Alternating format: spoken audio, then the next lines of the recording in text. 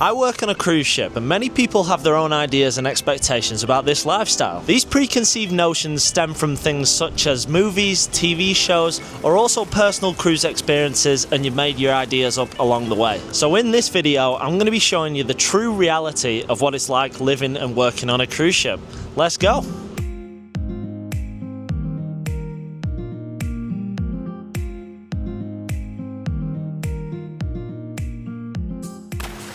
So, first up, expectation number 1, travel. Why do most people join cruise ships? The easy answer, to travel. That's my reason. I wanted to see the world. So what made you want to join ships? Travel. Traveling. Travel.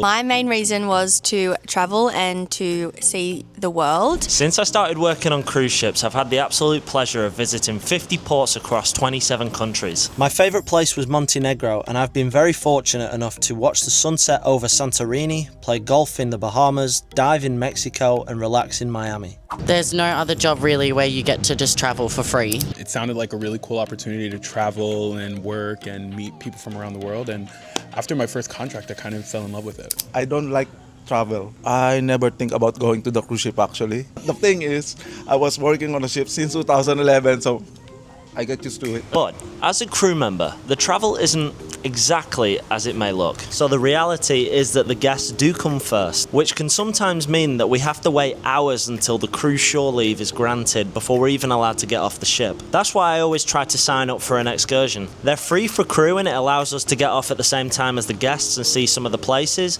but if you don't choose that option, I'm sorry, you're on board here waiting. Something else to mention is that if you miss all aboard time, that's going to be a huge problem. Have you ever been close to missing all aboard time? Yeah, definitely a couple times. The most memorable would probably be St. Martin. We got stuck on the French side in traffic on the other side of the island. Barely made it back. We left the Jeep not where we were supposed to, and we just called the guy and said, "You're gonna have to pick up the car, pick up the car where it is," and then we ran back. I missed it like 4 times. In fact, yes, I have. I was getting a coffee and I ended up being 30 seconds late, and I got a POL, and the little boy you just met, Brady, did not get one. So how it works here is that the crew all aboard time is usually an hour or 2 hours before the guests all aboard time. So if you are late for that and you don't end up making it on time, you could be going home quicker than you thought. Another thing to mention is that work always comes first. If for any reason that you have scheduled duties on one of the port days, then I'm sorry, you just ain't getting off. Some departments, like entertainment, for example, like myself, have a lot more free time, and some crew members have very limited shore leave because depending on their visa or the location of the ship. Next on the list, expectation number 2. Crew don't get paid very well. The reality, it depends, massively. Now it is estimated that the captain will earn around $30,000 per month, whereas some engineers or housekeepers may be earning around $1,000 a month. So yes, there's definitely a bracket between different roles on the ship. Now it may come as a surprise that people earning $1,000 a month are potentially working 12-hour day shifts for 7 months straight, and that might seem crazy and a little bit illegal. But at the end of the day, it's all relative to the country where you come from originally. What's it like for you when you convert your money back home? Converting US to Australia is pretty good. It's not as good as it was, but it's still very, very good. I'm rich. It's really good for us, Yeah. Canadians. I think it's between 1.39 and 1.45.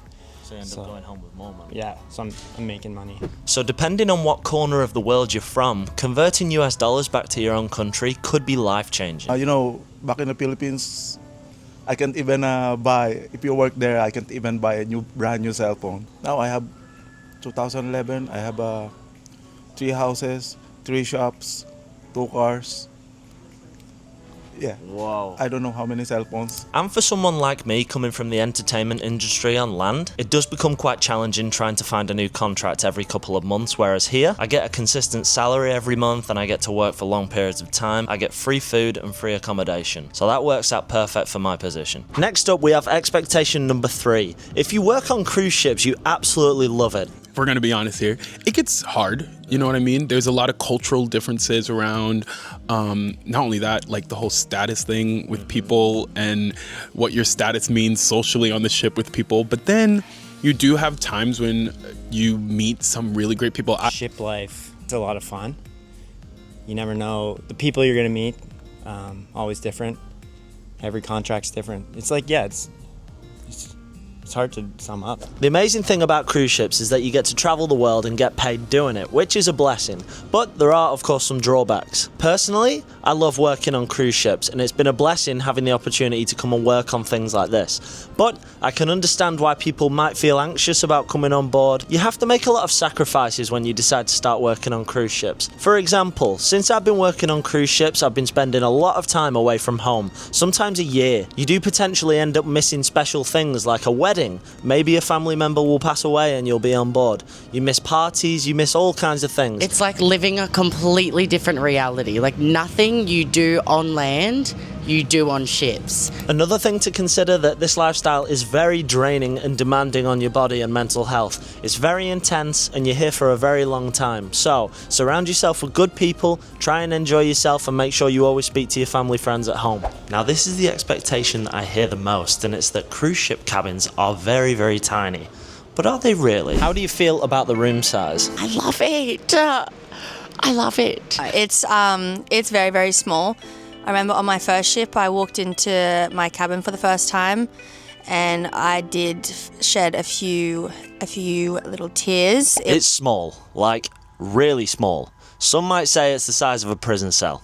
This is my entire room. So the size of this room is roughly about 7 by 10 feet. And as you can see, there's no window in sight, so when you turn the lights off, it's complete darkness. And for the wide majority of crew members on this ship, you will be sharing this space with another roommate. So let's just split it in half. That's your part of the cabin. Like, it is so small. I was like, oh, wow. Now, with regard to that, I am very fortunate that me and my girlfriend share our own cabin, so it's basically our entire space. I don't have to mind where I'm putting things, but that is not the norm. It is a usual thing that crew members will be sharing a cabin with other crew members from potentially different departments, from a different nationality. They might not even speak English. But it is something that you get over and you do get used to it. It does become the normal after a period of time. It just takes a while to get used to. You have to be open to adapting to, going elsewhere to make phone calls, or always wearing your headphones when you're watching stuff on your phone. So if you guys are curious and you want to see more of what it's like inside this cabin and how we make it work in such a tiny space, then you can just click up on the video here. It's going to be an in-depth video of what it's actually like when you start living in a cruise ship cabin, how tiny it is and how you make it work. So yeah, hope you enjoy. Alright, so next up we have expectation number 5, and that is that the crew parties are wild and crazy. How would you describe social life and partying here? The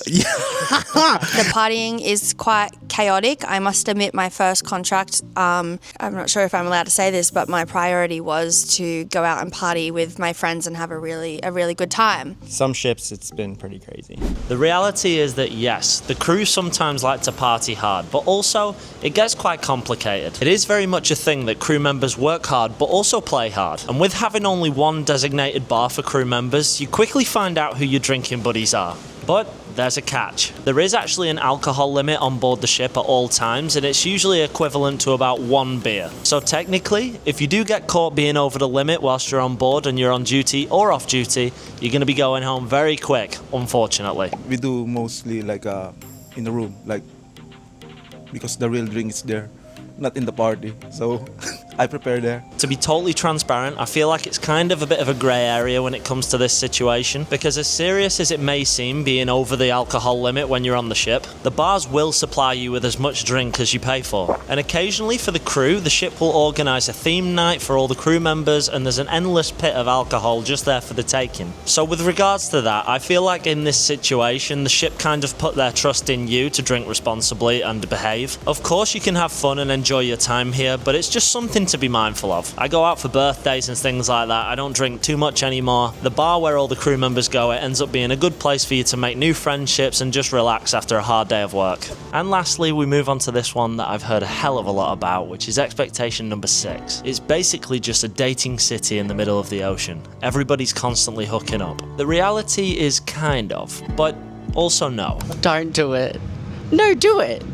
You should do it.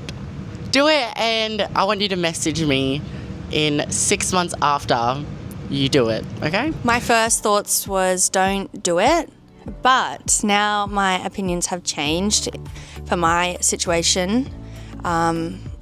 I'm dating this guy. Well, I have dated quite a bit on ships. It can either be really great or it can be really hectic. You either get together and that's what it is for a long duration of time, or you can be like me with one of my contracts and hump everybody. Here's the thing. Life on ships is expedited. Let's say, for example, when you meet someone on land, you usually have to wait a while until the weekend before you can see that person again. Whereas here, you meet someone on a ship, it's dinner, then breakfast, then lunch, then dinner, then repeat. Everything moves much faster on a ship when you're all cramped into this metal box together. It can be great and it can be awful at the same time. Now, there's many crew members across all cruise ships that have fallen in love, got married, but of course, there's plenty that just want to be here for a fling. So essentially, it's just like real life, but it's moving a lot faster and sometimes it can get intense. For me personally, I'm in a relationship and I met my girlfriend on board a cruise ship, so it ended up working out perfect for me. But cruise ship dating is definitely its own wild animal. So there you have it, guys. Cruise ship life isn't always what it looks like on TikTok. Of course, at the end of the day, there are ups and downs, late nights and early mornings, incredible travel and real mental challenges. But for the right kind of person, this could be the best job in the world. If you found this video interesting or helpful, then make sure you drop a like. You can leave a comment below about what surprised you the most. And of course, make sure you subscribe for more cruising adventures. Thank you guys so much for watching, and we'll see you in the next one, somewhere else at sea.